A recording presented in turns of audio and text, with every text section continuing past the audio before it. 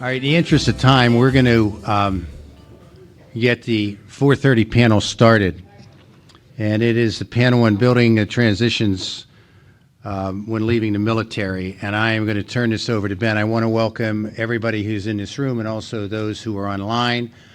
There are 2 QR code signs on either side of the hall. If the room, if you want to ask questions, we just ask you to use the QR code. Ben will get the questions on his pad and be able to answer. So with that, Ben, the panel is yours. Thank you for being here. Thank you, sir.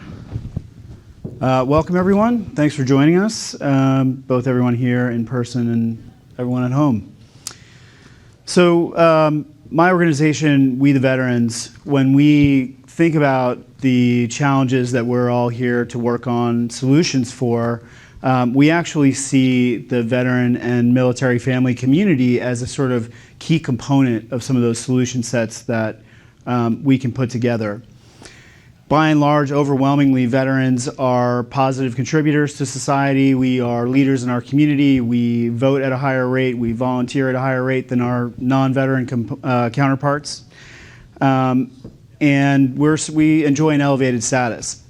So that's both a responsibility for us to uphold, but unfortunately, those same qualities do tend to make us attractive targets for anti-democratic forces, for extremist voices, and other kind of malicious actors.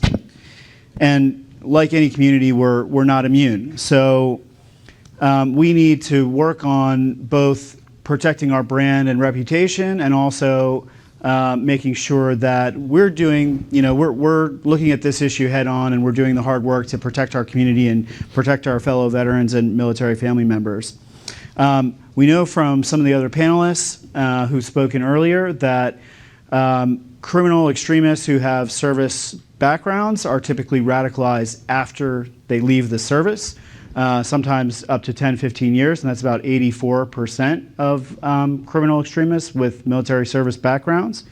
And we have 200 to 250,000 service members leaving the service every year. And so that's and it's also a very critical period in a veteran's journey. And so it's something that, we need to dig into and focus on. So I'm going to start with Eric. What does our audience need to understand about veteran transition? Why is it so critical? From my perspective, and Ben, thank you for inviting me and more importantly for hosting today's panel. From my perspective, economic opportunity, and we've seen this really across a host of veteran-connected issues, is really the key to avoiding a lot of bad results. And so if you look at, whether it's mental health issues or whether it's criminal activity or homelessness or other, substance abuse, a lot of that is rooted in the inability to find purpose after service. And I think that if you look at so many of our young men and women who join the service, they do so because they want to serve and be a part of something greater than themselves. They do that. That mission's really important. And they do great things in the military. And if they end up finding after service that purpose or mission is gone, it can make it really difficult for them to get back into the community, and it makes them more susceptible to a lot of bad things. And so from a Hiring Our Heroes perspective, from a U.S. Chamber perspective, we have found that if you can connect people with long-term, meaningful opportunities, then you can avoid many of the challenges that our veterans and military spouses often face. Most certainly. It's, it's those sort of basic needs like fulfilling employment that really make for the protective factors that we're looking for. Tina, do you have anything to add about, what should everyone kind of understand about the culture, which you are an expert in? Well, I like culture. So I'm going to refresh something. I'm looking at the people in the room, and they're all amazing colleagues. We don't know who's online. So in terms of culture, and especially knowing how Eric and I have the opportunity to work together when he talks about employers. So if we think about those individuals who are transitioning into a community, we also want to make sure that the community is an understanding of this unique community coming, transitioning to them. So, as a refresher, like less than 1% are currently serving, and we say less than 7% have served. We've done some new market research around that. When you look at military connected communities and what we often talk about too as our military family members, we're really at about 10%. So less than 10% understand something that we all understand in this room really well, which is the military connected community. So what I have the great honor in doing is working with the community that is saying, like, we really want to know about them, but we don't quite understand. And then the military veteran who's saying, or the in transition saying, I really want to be a part of that community, but they don't understand me.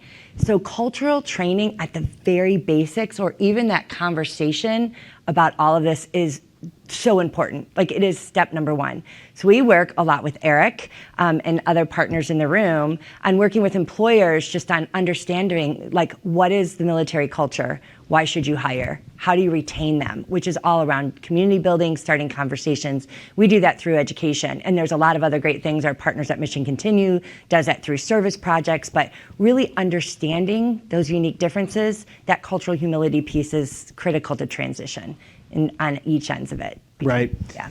And so Noel, if you would kind of talk a little bit about how transition can go wrong. What are the risks, and what are some of the common things, especially talk, if you would, about your own experience that so many of our service members experience now, having lived through and served through the last 20 some years of war.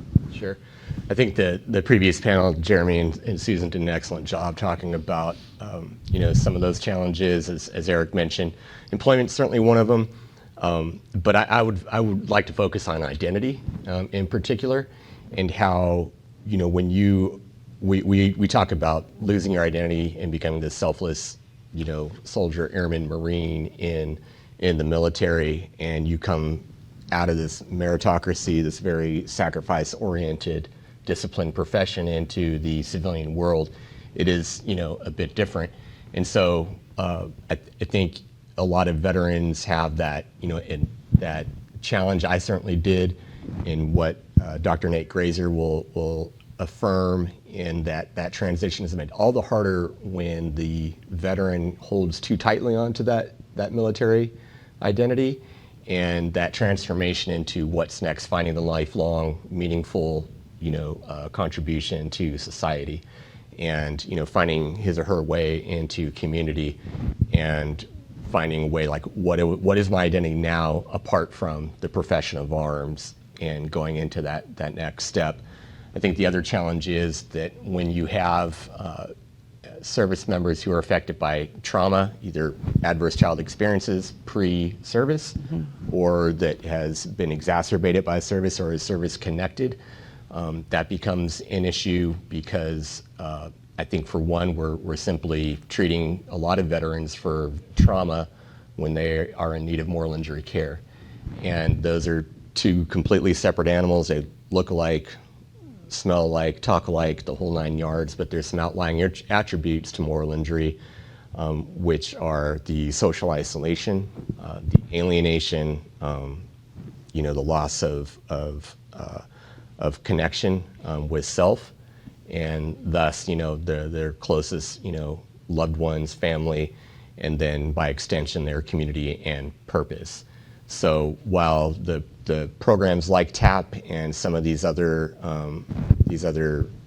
pieces of infrastructure that are built to kind of support the, I guess the administration of living, we're not, in Nate Grazer's terms, we're not helping veterans learn how to live. We know how to, I think Sebastian Younger said, we know how to die for our country, but don't know how to live for it.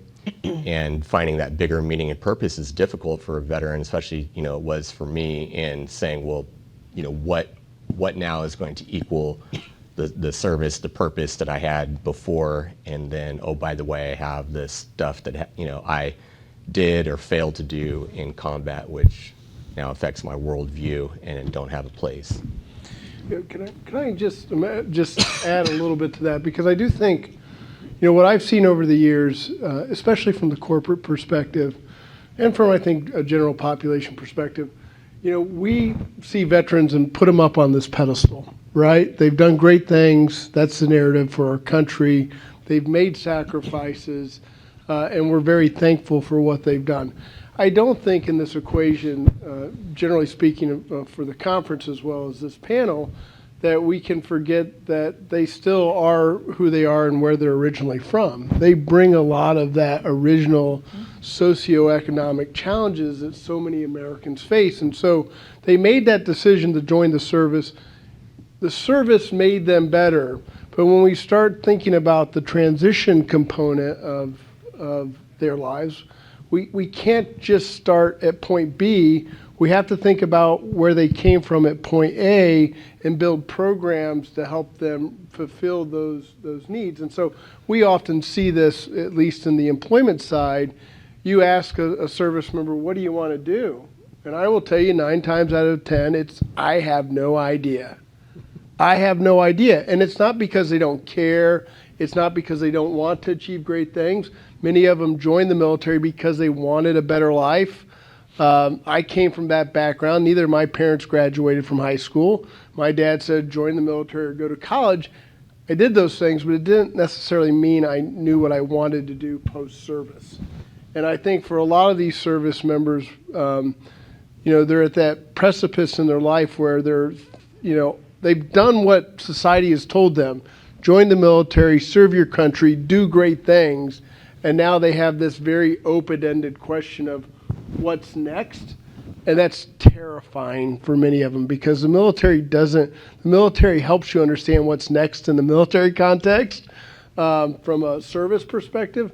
But post-service, it's not very good at helping them understand what's next. And I think so. Follow up on that, if you would. What sort of resources are currently available to transitioning service members? What's the formal program? Just talk a little bit. Well, look, I'm going to say this. I'm going to be very clear about it because I think that oftentimes everybody's looking for a magic solution, but transition's a team sport. It is really a net of resources and programs that service members need and want to get to where they're going. And so I'll focus on the employment space, and Tina can certainly follow up on kind of the non-employment space. I know because we capture very clear data on it is that we'll see service members that come through our programs, but we know that 40% of them also are using an organization like Hire Heroes USA in their resume services, or 40% of them are going to America Corporate Partners for mentorship, or they're going to the USO Pathfinder program. So or they're using TAP. I mean, the government has very good programs as well, and it's really a process of elimination. They're navigating their way. They're going to these resources, but it's very important, I think, as a nonprofit in this space, not to suggest in any way, shape, or form there's just one magic solution. It's just not that easy for a vast majority of them. And what that means from my perspective is we do need to see, and we've made inroads, but greater coordination at the private and public sector, levels to understand, where there are gaps and where we can continue to, share information and achieve the ultimate mission of finding them jobs. So Tina, from your perspective, where are those gaps? Yeah, well, I think everyone wants it customized, right? And we're all from different places. We were joking before we came on stage. There's like the West Coast contingent and the East Coast contingent, and you're lucky if you know each other.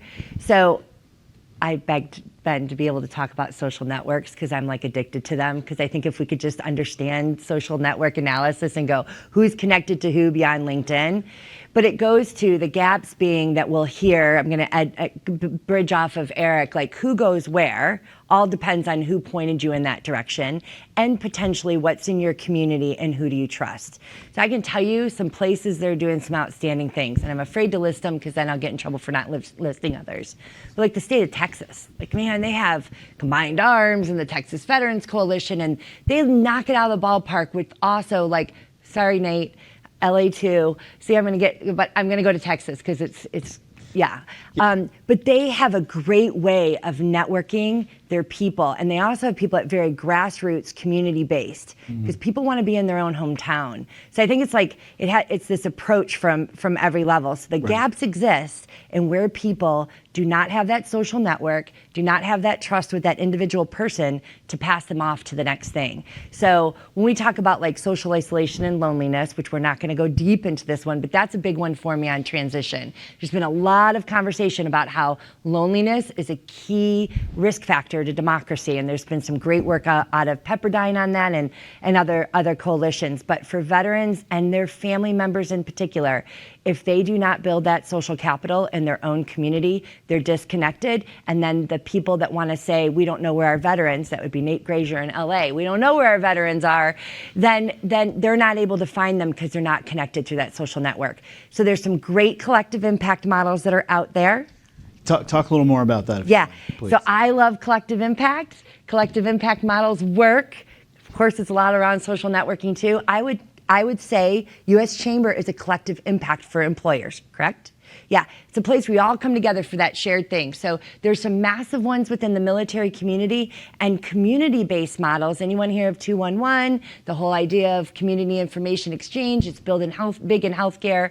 The veteran community is really tackling that. I'm a social worker by trade. I see a lot of other populations of people who are not nearly well as resourced or as cared about as our veteran community. It's just a matter of how we access the services that are there. So there's a lot of really great collective impact models out there. National Veterans Intermediary, which is now the Bob Woodruff, or it was always Bob Woodruff Foundation, but under Bob Woodruff Foundation, Combined Arms, AWP. That's all about vetting service providers and organizations in communities and saying, you're here for the right thing, we're going to connect you to the veterans in your community, the families in your community.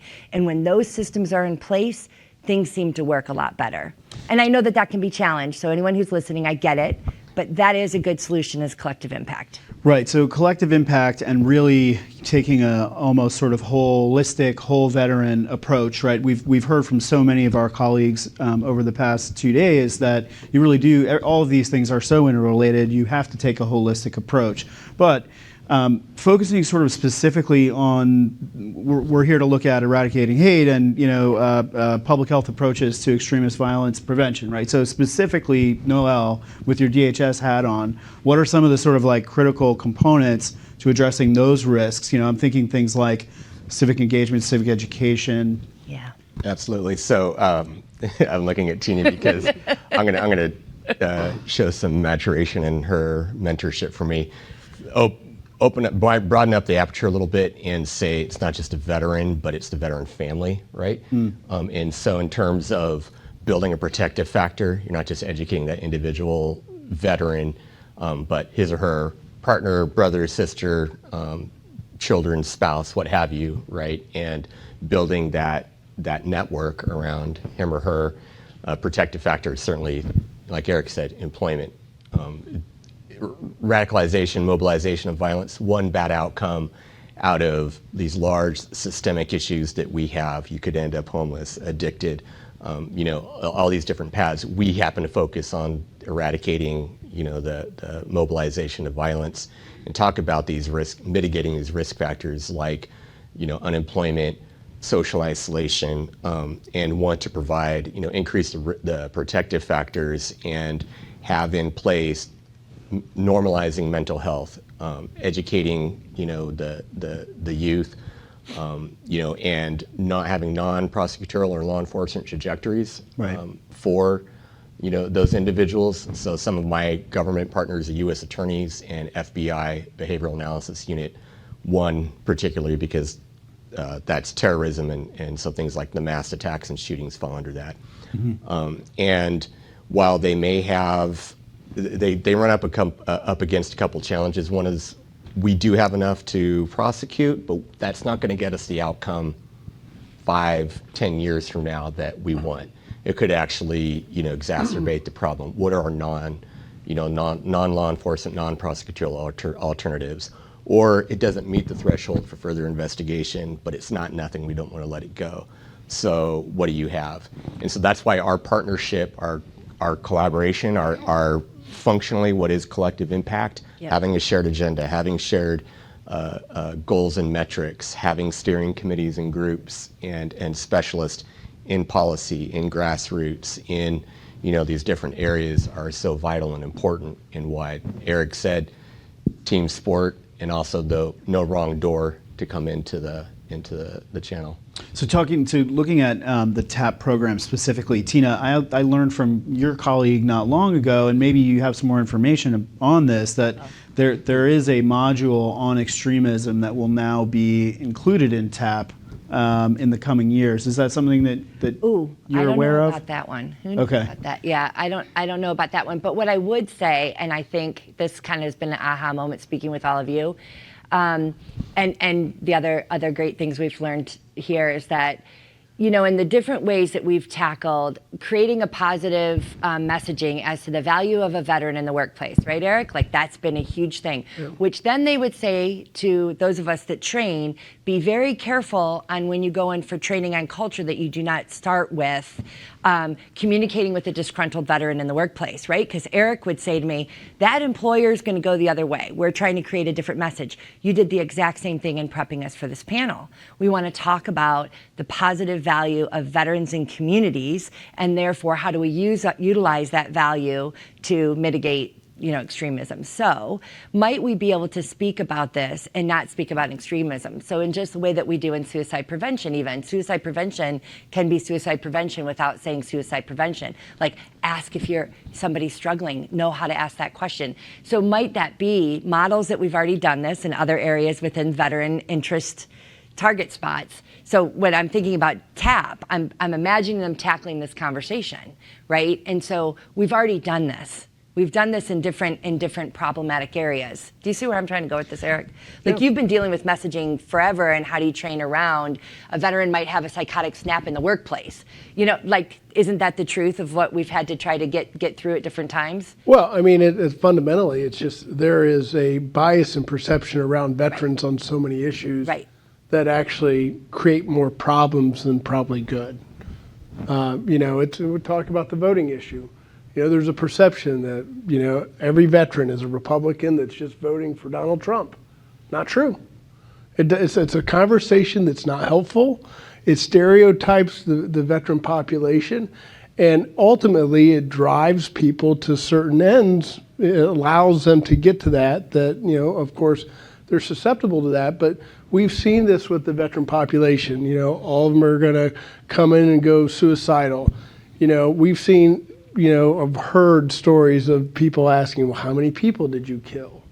Right? And interviews for jobs. I mean, these are perceptions or that you're broken. And I think that from my perspective, I mean, part of the educational process I think you're touching on is that we have to help the country better see the veterans through this very broad socioeconomic lens that really represents all members of the communities with diverse backgrounds. And it's not just about the veteran. I mean, Tina and I have had this conversation 100 times. It's about their family members. It's about spouses. And it's really that larger connected veteran community that unfortunately is much different than is often portrayed in TV. And that's the stuff that we're constantly fighting back against, is to really see veterans for, you know, for the diverse populations that they bring to the workforce, their rich experiences. And yes, there are examples of the bad things, right? It's not to diminish those, but if we spend a little time focusing on the positive, then we may be able to prevent some of the negative. We heard a lot in the last panel about connecting VSOs and veteran engagement organizations into the transition program directly, giving transitioning veterans access to those organizations, and how important and critical that is to, you know, easing them into their civilian life and helping them, you know, gain some of those protective factors. So we won't dwell on that too much, but what I will ask though is, you know, I'll throw this out to anyone who wants to answer it. What role does the sort of veteran connected community, I'm thinking more about like the family infrastructure and, you know, other veteran and military family connected resources and assets, what role do they have to play in this? Tina? well, a lot. So those of us who have advocated on the side of the family has always said, like, if you want to get to the veteran, come to us. Like, we'll help walk them through the door. So I just got to look at everything from a systems approach. So absolutely, when you're looking, if we were to rebuild the wheel around this topic alone, like let's just say that we decided that we all wanted to make things hard for us, that's exactly what I'd say. You have to look at it from the entire family system and find the people who are going to be the most trusted to the individual that you're trying to reach. So why the summit's been so great is, someone help me, what is it, the parents group? What's the parent group? For Parents Peace. for Peace. Yeah. Like, hello, Rajiv, brilliant. We don't need to recreate that. Let's get that into our ecosystem tomorrow. So that as we start to educate our community, or really actually for family members, let's say this, family members are already struggling with this issue. They already see it in their house, and they knew their loved one was going to DC on January 6th. Promise you, they didn't know what to do with it. They did not know what to do. We see this in suicide prevention all the time. They don't know what to do in that situation. So my thing would be, it's like, number one, we're learning a lot here. So those of us that lead organizations, take those business cards, do something with it, introduce them into our network. Let's make sure that we start utilizing them and introducing them to our people so that we don't, recreate the wheel. And for me, it is absolutely making sure that we're not targeting it just to the veteran organizations, but it is the entire system. And it's the unusual suspects that are there to really help us. Sure. Anything to add? Yeah, I think we have to look at it from a family approach without a doubt. And the data that we have both internally that we published as well is that military families as a whole are feeling more and more disconnected with their communities. Traditionally, if you look at the military families in the 50s and 60s, well, they lived on a base. It was insulated. It had these walls around it. Everybody knew each other. And then what did we do? We got rid of most of our base housing. We pushed it out into a community. And they're there for 2 years, and it's very hard for them to then connect with that new local community. And so you're having, from a family perspective, a greater sense of isolation, and that is creating additional strain. So when we surveyed military spouses on this issue, they don't necessarily feel like they're connected to the installation anymore, but they're also not connected to the local community because they're not there long enough to really build any networks that would allow them to thrive. And so then you look at the military spouse population, which has faced somewhere between 20 and 35% unemployment for the last 3 years. And it just starts to drive a wedge in the community that's really critically important for those military families. And that community, along with the employment and all the other programs, is just important. And do we think that, those issues are going to be exacerbated through a transition, most likely? Yeah. By a factor of, guess, 10. Right. Well, and we just heard the 10-year mark. Past research was like 18 months before they ever present with anything going on in the family. I just always thought the simple basics in our family therapy model was, when things are hard, things are good. When things get normal, things fall apart. I've gone through the military transition with my family. A lot of people know my story. It's hard. It's really hard, right? And you leave some, not all. I was very, very connected to the military family. Obviously, it's also my career. And I did living on the bases, and I drank the Kool-Aid. That civilian world is really disconnected. We come from a very well-connected, well-fine-tuned, and again, not for all. I understand that this is my narrative. I get it. But we also know by research there's a lot of connection. We have Blue Star here. But then you go to the civilian community, you have to, they don't welcome you. There's not the welcome basket. I used to go to a new house every time, and the binder was waiting for me, where to go, who to see. It's like welcome wagon. We don't have that type of community necessarily everywhere, right? So transition's hard, but transition also doesn't happen right away. It happens down the road. And then let's think about the systems of care. The VA is not there. They're not there to serve the families. Now, there's some really great leaders trying to get the families in, right? Like the caregiver program's fantastic. The vet centers now have family therapy. There's been some great system changes to make sure that the family can walk in the door with that veteran as well. But just by a systems approach, it's not there to serve them. And so you have to create a whole new world. So just by nature of what it is, changing from one system to another, it's just different. It's a whole new world. When you're talking That's about in the song. a systems approach, Yeah. I mean, can you sort of rattle off a list of what that system is composed of? Well, I think if you served on the active duty side with your loved one in the military, right, you fall under DOD. You're a dash, literally a -1, -2, depends on how far you are down the married line, and your kids. I was a -1, but I did have -5s of children.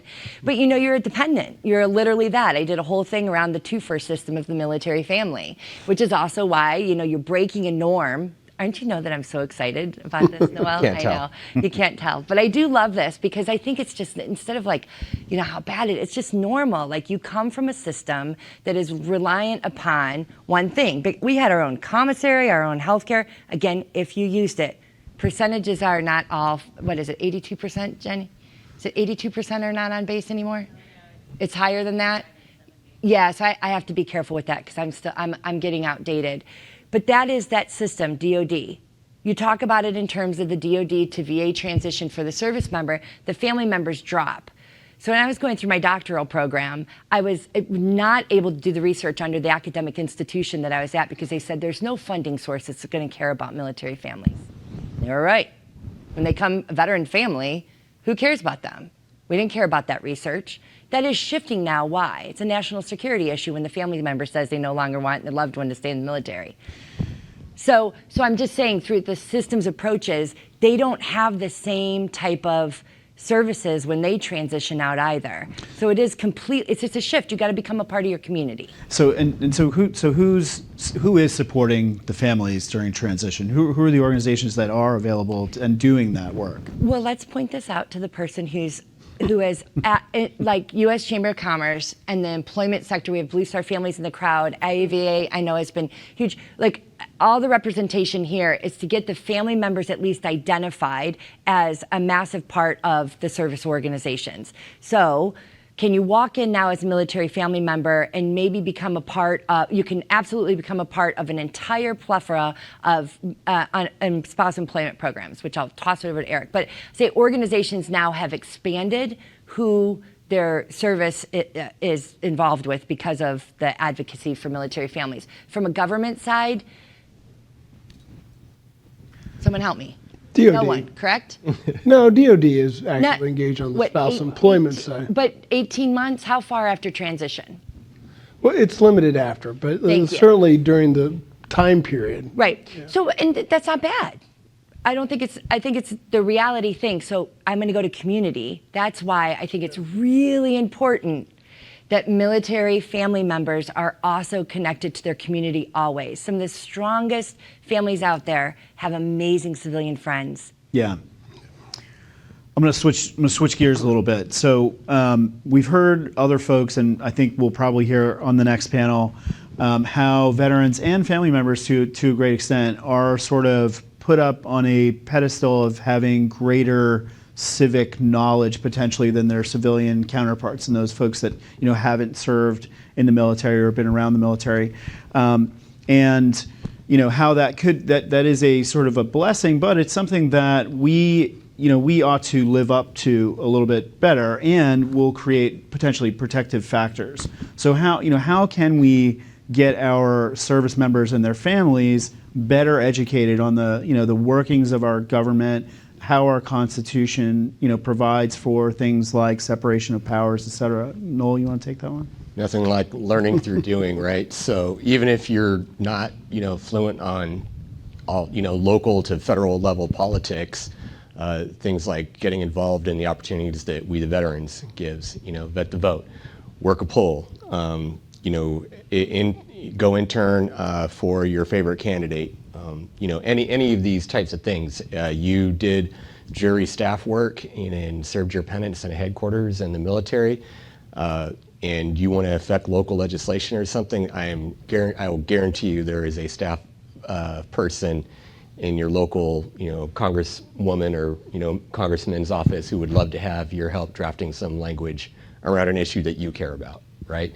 So, and I think, coming from, if the theme of this conference is solutions-based and tangible, strength-based perspectives, going towards that. And I take a step back and I look at the concept of post-war legacy, and every generation has a post-war legacy, and, the World War, II and Korean vets put this country on an economic footing to become a major, superpower. Our Vietnam veterans came back, advocated for the benefits that, we have, which were far better than they did. And I think that, this initiative that we, the veterans, and, Tina, Eric, this is all civic action, right? Like, we have to model for our country now. We have to have a disproportionate, outsized effect on our civilian life post-service in engagement, in community service, in being a good democratic citizen, period. And within the lanes, of what is legal. Yeah, you can have, extreme views, but you can have a civil discourse about that, and I think it's up to us to model it. And so we talk about the small percentage, 0.6%, whatever it is, of us that serve, but then we kind of get, we say, well, it's, like Bill said, it's the statistical zero in terms of like how many are actually radicalized and extreme. But it's a disproportionate, perception or effect that, in response, we can't let it go any farther. So I think the counter to that is, let's get busy doing the positive things and being a good citizen in democracy. How do we plant those seeds while we have our service members, and to a great extent their families, as sort of, the most captive of captive audiences in their life of service, everything through, induction, life of service, and transition, like we're talking about right now? I think it's changing some of the narrative about being disconnected. As a society, we feel disconnected from each other, from the effects of our policy and legislation, and that why would I, most citizens are like, well, why would I vote? It doesn't matter. Or, why get involved, or why get involved in my employee work group, et cetera. And I think we have to change the narrative around that and say, well, we can't be, in one of the strengths that military families and veterans bring is, one, resilience, and two, the just initiative, right? And modeled by behavior. So get moving towards, again, those issues. Get involved with your employers' groups, because they have a wealth of ways that, Eric's probably got, just a trove of ways that his employers can get involved in local community or causes and things like that. Tina, the same thing with education, and it's a matter of just getting engaged, moving the needle, and not just saying, well, I'm helpless here. So focusing specifically though on, so Tina, your organization educates. You have slightly different focus than this, but it's within your sort of purview. Ought we be, plain and simply, educating our service members on civics? Absolutely. Okay. Which is why the connection with We the Veterans was so imperative. And for being an organization that educates baseline on culture, we actually realized that people didn't understand the pure structure of the military. So we changed a lot of our courses from culture to literally like the military structure, so they'd understand that different branches of service and stuff like that. But that is what's so interesting for us, and it comes to us from the pain points of the community that we serve around needing civic education, not only for military members themselves, like active duty, DOD. I've had some great conversations with people around that here that are wanting to educate within the ranks, but then also wanting to educate community members, and veterans and their family members want to lead that conversation. So the things that we're really grateful is that we've had the opportunity, and what we believe in, that is education, the place to start conversations and transformation. Through We the Veterans, we've been able to do that now, and engaging around civic education and the importance to it. It's given us a vehicle. We've got a lot of great things coming. And Vet the Vote, in a really contentious time where people needed action around some really clear, hard policy things. We were able, in particular, I can tell you that my small little secret spy military family groups, when they were really upset about some things, I would just do this. Vet the Vote, go do Vet the Vote, right? It gave them something actionable to go do. So I think it's just super important that we have those things to also give the individuals that we serve something to go and do in that moment, that they're struggling, that they feel like they want to continue to make a difference. So, and civic education is going to be so much fun to work on with you guys. I agree completely. And for anyone who wasn't here for the last probably several panels who've pitched Vet the Vote, it is our We the Veterans campaign to mobilize 100,000 veterans and military family members to work the polls as election workers in 2022 and beyond. We want to create a new civic norm for this cohort to be the sort of next generation of poll workers. And we're having great success doing it. We've now mobilized, or actually, we've recruited close to, I believe, 60,000 veterans and military family members with an amazing coalition of folks that includes both Eric's organization, the Chamber of Commerce Hiring Our Heroes Foundation, Tina's organization. We're actually getting some support on the program from Noel's organization, and a whole host of folks in this room as well. Civic education, though, specifically, there's letting folks know that opportunities like this are available, and then there's the nuts and bolts of how our democracy functions. So can someone talk a little bit more about how we might, educate our service members and their families about the nuts and bolts stuff? Eric, do you want to take that one? Sure. I think part of this is how we frame the discussion of what we're asking, post-service of our service members and their family. And as I tell many of them as we're talking about the employment perspective of this, we need you to still continue to serve our country just in a slightly different uniform. We need you to be community leaders. We need you to be softball coaches. We need you to go out and help lead these communities, and certainly participating in the electoral process as poll watchers is critically important.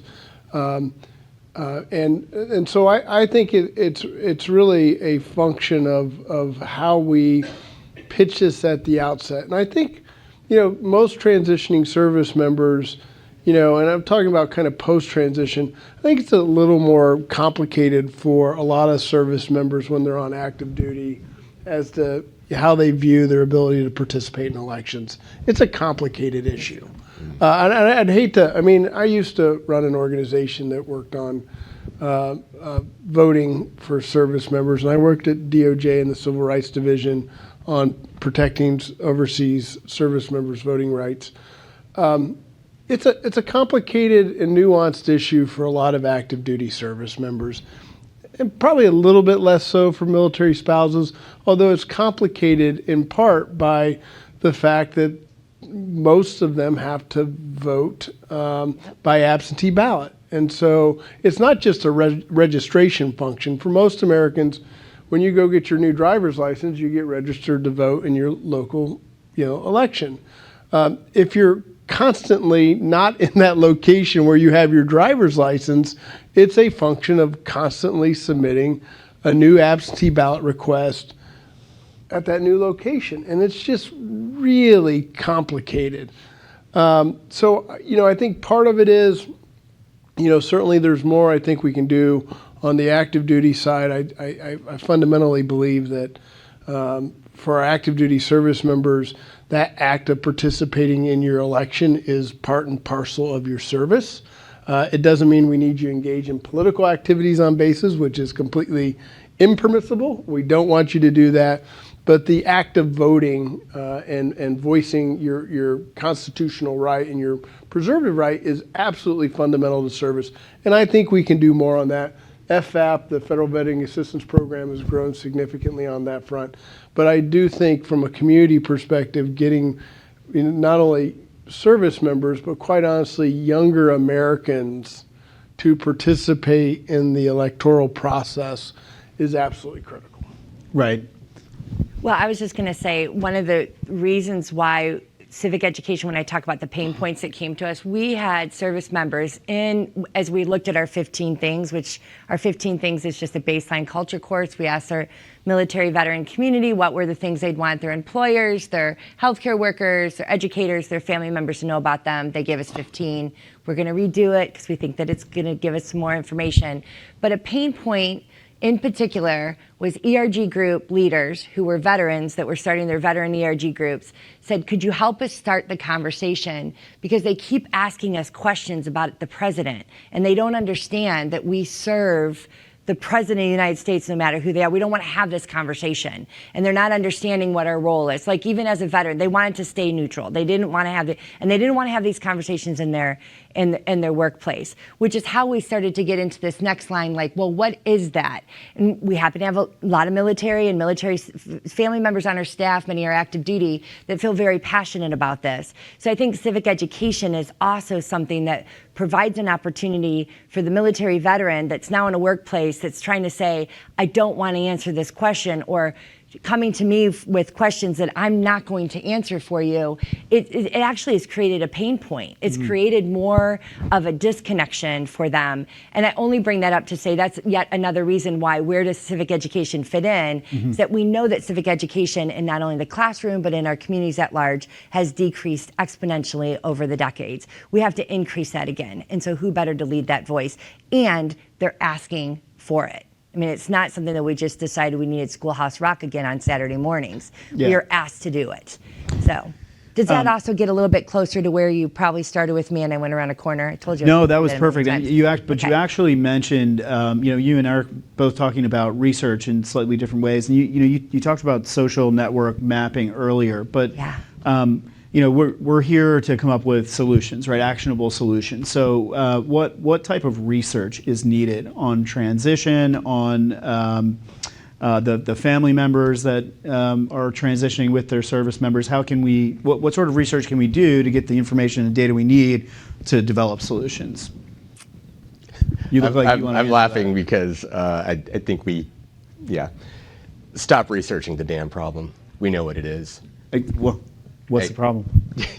It's indeed, we will continually come here in 5 years from now, if all we do is research, we'll come and we'll say, we can't find veterans, they need employment, the families aren't connected, and the communities don't know when they're coming home.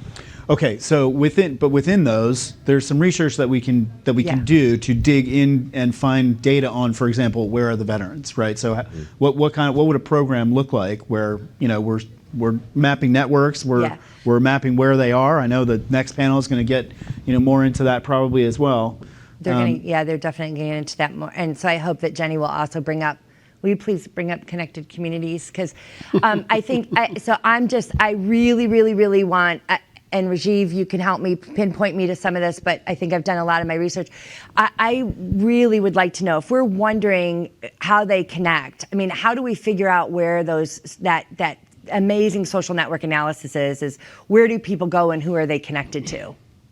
And we were talking about a little bit about mapping. I know that's massive, but at least in areas where we have high concentrations of veterans or in rural areas, like who are Right. they connected to? I would love to see that. That's not my wheelhouse. It definitely is. I mean, there's a lot of other communities that use that for tools. Homelessness community uses it. Suicide prevention community uses it. Like, so if we're looking for transition, what is that? And again, not being the researcher, we have one in the room. But what does it? So I would love to see that area expanded, because when we look at eradicating social isolation, which is actually what our common point is here, which to me is the upstream precursor to eradicating hate. Yeah. It's a social network analysis that we need, and I can't Outcome always find that. comparison. Yeah. That sort of thing. Okay, so we're getting close to time, and before I start taking questions, is there anything anyone would like to add before we move on? Yeah, I think that, at least before we get into questions, one thing that I want to emphasize, and I've seen this over the last decade I've been in this position. We also have to focus a good amount of time, if not a lot more time, on all the impact that is being created by these programs. There are a lot of great success stories that are being accomplished each and every day for transitioning service members through private and public partnerships. We've come a long way in the last decade. My Fellows program will host about 2,500 active duty service members this year. The offer rate right now is 85%, and the average salary is near $120,000. When the average salary in this country for someone with a bachelor's degree is $55,000, I certainly think $120,000 on average is an incredible success story. We see it each and every day for companies.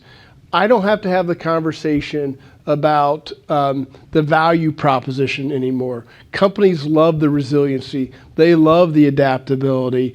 Yes, it's hard to evaluate skills because it's really hard to say I'm a good leader and put that on a resume and not have anybody laugh at you. So there are bridges like SkillBridge that are really critical, but there's a lot of incredible impact. But we as a society have to stop seeing military service, and this is a thing that often just, I think it creates so many challenges.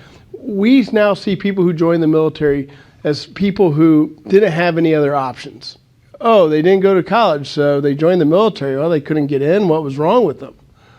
The reality is, for many Americans, it could be the best economic deal out there for many Americans with the GI Bill, ROTC programs, economic pathways, companies like Salesforce and Google are creating all these online training programs.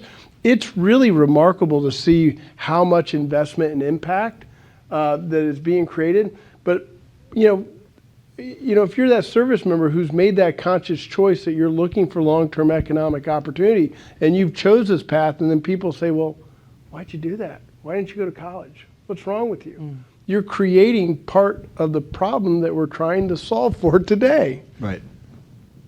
And we just have to get past that. I mean, enough. Well, Put in the civic education course. well, for people who aren't in the military. That's right. That's what I'm saying. That's what I'm saying.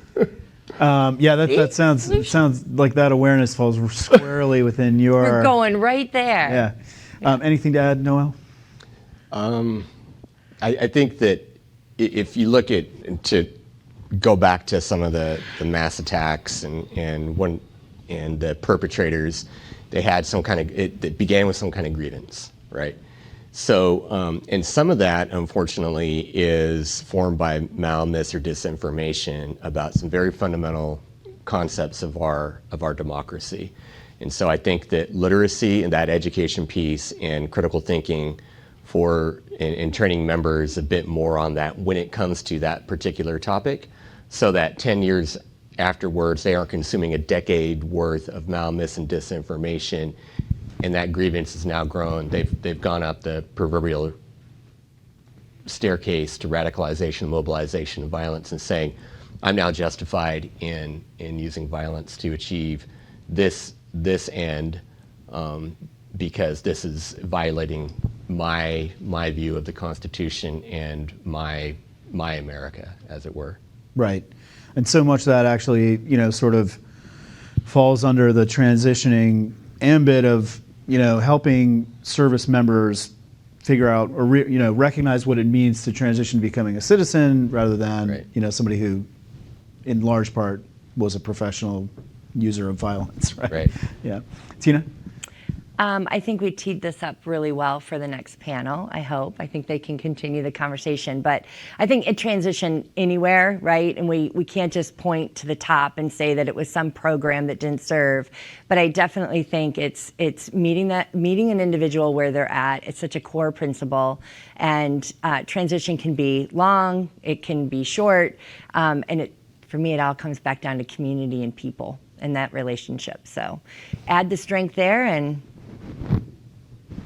easy stuff. Thanks, Tina. Yeah. Okay, so we have 3 questions. We have about 5 minutes, so let's try and knock them out quickly. The first question is about a distinction, at least an impression of a distinction between transition for officers, terminal leave, internships, things that are more likely to enable success, and whether or not those programs exist or should they exist for our enlisted men and women. They do. We need to do better, but the reality is that if you look at a lot of the programs related to upskilling and reskilling, those programs are working and working quite well. Salesforce is a good example of that, but the Home Builders Institute runs a good program. There's a lot of SkillBridge, Airstreams renewables. There are a lot, training in a lot of critical fields. The real challenge is making sure people know about it Right. at a time when they can actually take advantage of it. And I think that's part and parcel of the problem. There is an issue with respect to SkillBridge that we're going to have to address as these programs become more successful, and that's an end strength issue. I mean, their primary mission is not to go to SkillBridge. I mean, I'd love them all to go to SkillBridge, but they're still fighting our nation's war and defending our country. And if they're participating in these programs and can't function for the mission, then that's going to be a problem. But there are those programs. They're growing by the day. We've seen, I think we're serve overall, not just us, but all the SkillBridge programs, including those mostly for junior enlisted, serve about 25,000 people this year who are transitioning out. So it's pretty significant. Thanks, Eric. Okay, next question is about framing and branding. And the question is, should we rebrand the transition process as Bridge the Divide? The framing of continued service of veterans and civil society helps answer the issue of purpose and the need to bridge the civilian-military divide. And I guess I would tack on to that, would we not necessarily rebrand the entire thing, but is there a place for that within transition? So the only thing I'm going to say about this is I have a bias, so I really shouldn't answer the question, but why I'm going to answer the question. If that was our mission, was bridging the military-civilian divide. And I got hit a lot. I listen a lot. Like, I love human-centered design, so a lot of people spoke up around who does the divide, who's the responsibility of the divide, right? Like, all of a sudden you made this divide. So people talked about a bridge, you meet in the middle. So there's a lot around bridging the military-civilian divide that I think is up for challenge. So I got rid of it. And we don't talk about it that way. We talk about it around just, in general, there's a divide in the community itself, in the military community itself, and understanding that we are so diverse and everyone has had their own different type of military experience. So I'm going to stop there to say I've omitted bridging the military-civilian divide because I think that is up for challenge, just theoretically and conceptually. So I don't go there. And Does anyone else go there? I think it sort of furthers that narrative. It does. Yeah, right. It does. So we talk about connecting communities and building cultural humility and understanding that I actually don't know everything I need to know about you. And if we could start that off, because, yeah. That's really no insightful. divides. Thanks, Tina. Sorry. Okay, we have time. Just really quickly, Eric, I'll let you end it on answering this question. What are the most common recommendations you give to transitioning, job searching veterans and service members? Very quickly, you treat it like any military mission, which is you have to define your mission in the first instance. What do you want to do? Where do you want to do it? Where do you want to go? The next thing is you have to do your workups. Do your practice. Make sure you're ready for that mission. Do you have the right tools and resources? Do you have a resume? Do you have a mentor? Then you go out and execute it. You do your best. It probably doesn't work exactly like you planned it, and that's okay. Then you come back again, like any, you recalibrate and you go back after it. So I think service members often think that this is this foreign process. They come in, and I had one SEAL, I'll make it very quick, less than 15 seconds. The SEAL came into my office and he looked at me, his resume was perfect, he was dressed perfectly, and I said, what do you want to do? And he looked at me like a deer in the headlights. I'm like, no, seriously, what do you do? I want to lead. I'm like, what does that mean? I said, would you ever jump into a hot zone without doing any of your intelligence or groundwork before you jumped into places where people wanted to kill you? No. I said, why would you come into my office without doing any amount of research or intelligence-based work to find out what's next? It's insanity. It's not that hard. I mean, it is, but it's not. And you just have to treat it like a military mission. Sorry, that was more than. I'm not looking. It's more than 15 seconds, but don't jump into the hot zone. But I've taken the lesson. You were just reading. You're the messenger. Sorry. Well, thank you everyone so much for joining me today, and thank you all for being here. Yay. Thanks, Ben.